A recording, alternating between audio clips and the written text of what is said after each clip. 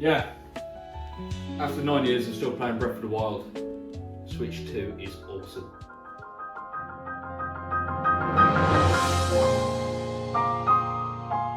The Nintendo Switch 2 is now slightly over 1 year old.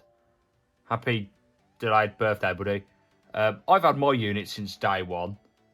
And honestly, like, in terms of hardware, this thing is fantastic. So let's start off pretty simple.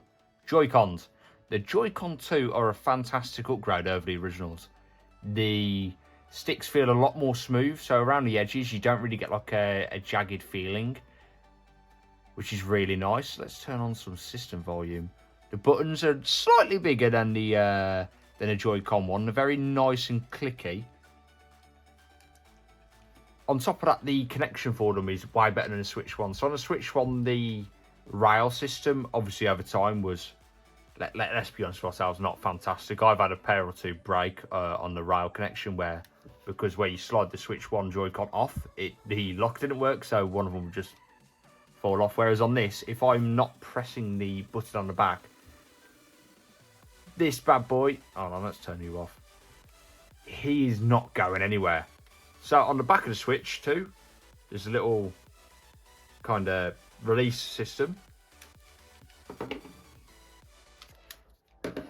And it releases pretty easy. I also like the fact that they've made it so you can't really accidentally do it wrong.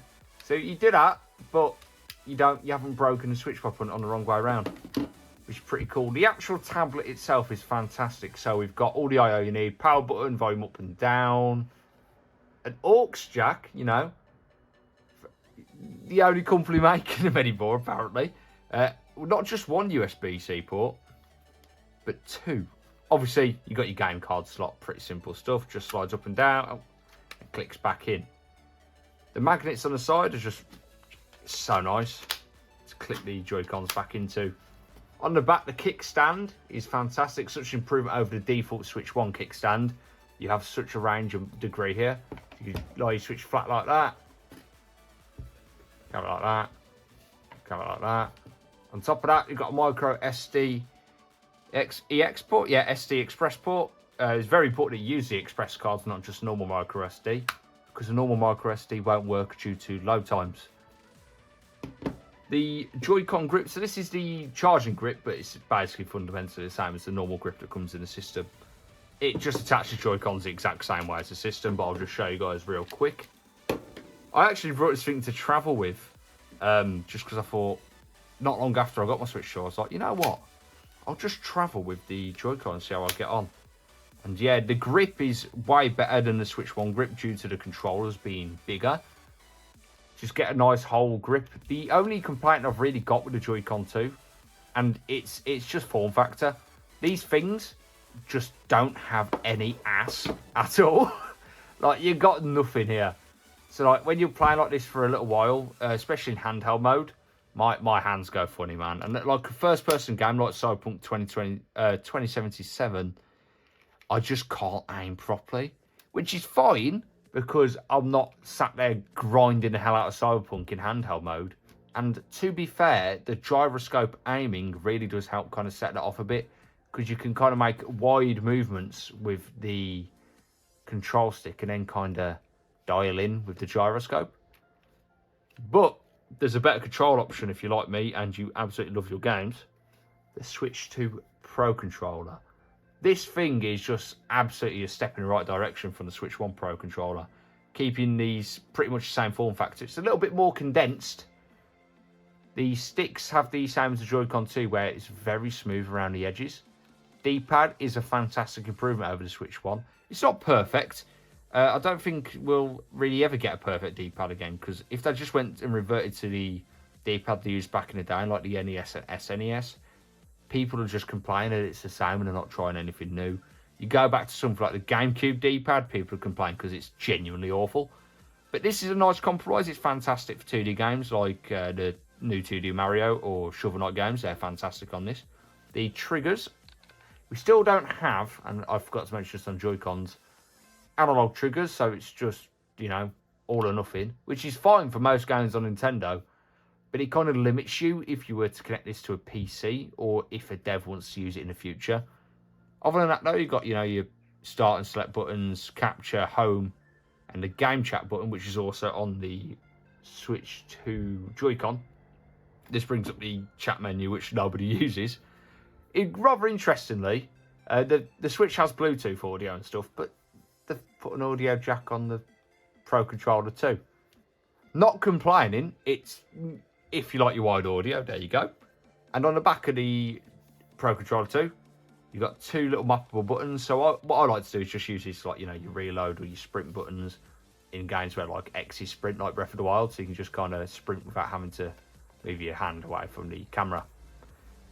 But yeah, overall, in terms of hardware, the Switch 2 is a fantastic bit of kit. And I've been thoroughly enjoying literally just sitting there, just fidgeting with it. It's fantastic. So yeah.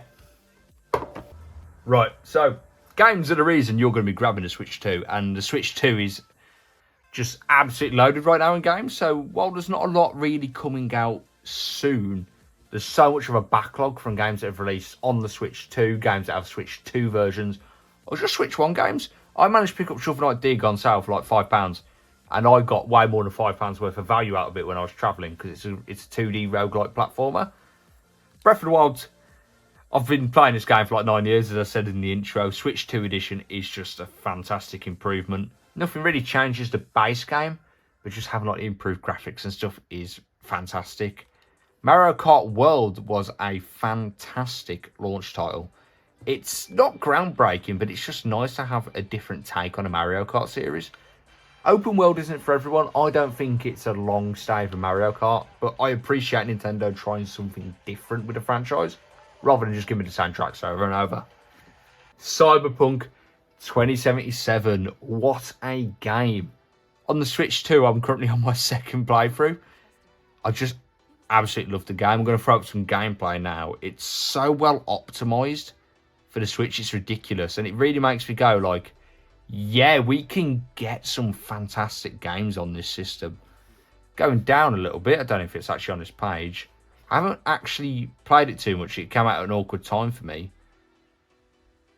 Oh, wow. Is it even on? Yep. Donkey Kong Bonanza. If you're into like your 3D platformers, that game is fantastic. I need to just sit down and play it at some point. A lot of the time with games, like, because I play a lot of competitive games on PC, if a single player game comes out and it doesn't like, and it comes out like a weird time for me, I'll just put it to the side and say, yeah, I'll try that another time. And another time never really happens. But yeah, in terms of software, it's fantastic. Obviously, you've got all your Switch 1 games. Games like Minecraft are getting Switch 2 edition soon, which is better late than never. The UI is the exact same as the Switch 1, with a few little additions. However, we still only have 2 themes.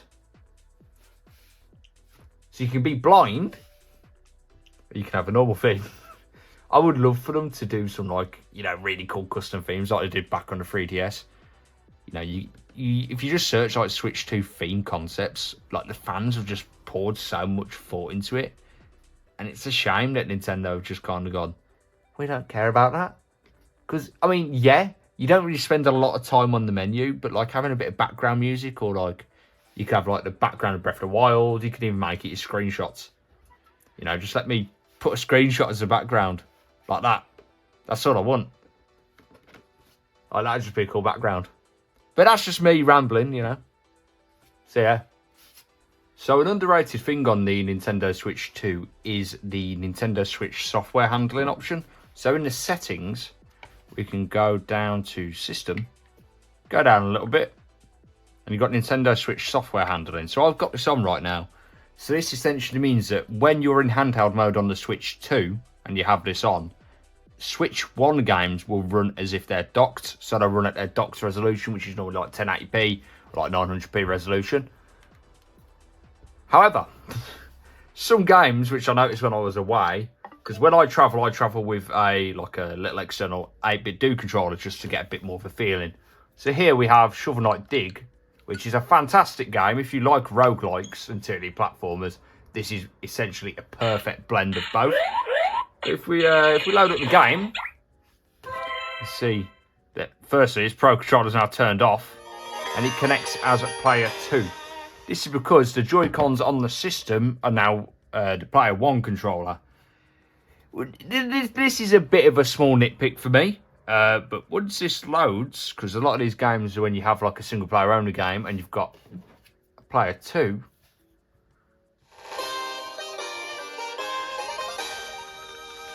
Yeah.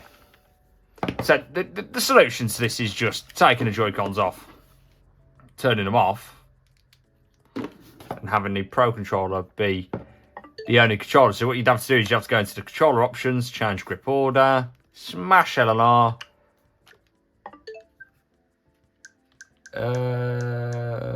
Yeah, sure, yeah, whatever.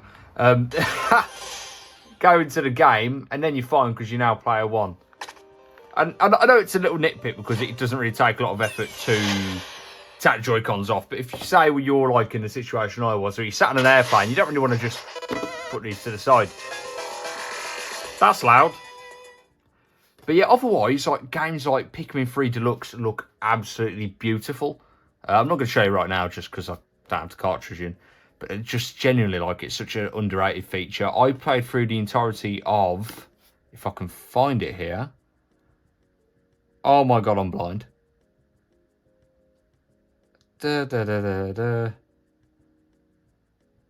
Okay, maybe. There we go. Paper Mario The 1,000-Year Door. I played for the entirety of that remake on the Switch 2 using a handheld mode boost, and it was perfect.